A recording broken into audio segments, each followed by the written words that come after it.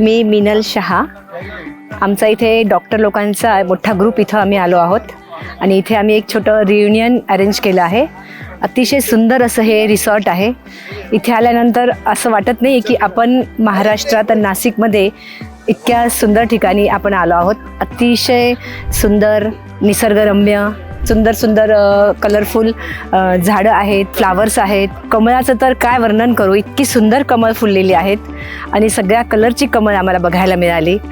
आणि सगळ्यात अप्रतिम सौंदर्य म्हणजे हा सुंदर लेक. या लेकचं तर या रिसॉर्टला मिळालेलं एक सौंदर्यच आहे, वरदानच आहे असं म्हणावं लागेल. आणि इथलं सर्व्हिसेस पण खूपच छान आहे. आम्ही 3 दिवसापासून इथं राहत आहोत, पण 3 दिवसात पण आमचं असं वाटतंय की आम्हाला अजून मन भरलं नाही आहे. इथलं हॉस्पिटॅलिटी, इथला स्टाफ, मॅनेजमेंट आणि फूड, स्पेशली फूड तर अतिशय डिलिशियस.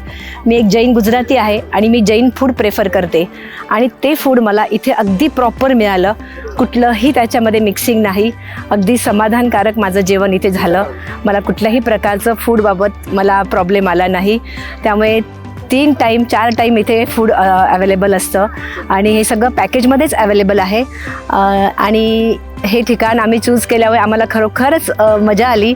आणि इथले साईडला जी आहे डोंगरामध्ये छोटा लेक आणि या लेकच्या किनाऱ्यावर असलेलं हे सुंदर डेस्टिनेशन, हे रिसॉर्ट एक निसर्गाने दिलेलं हे एक वरदानच म्हणावं लागेल.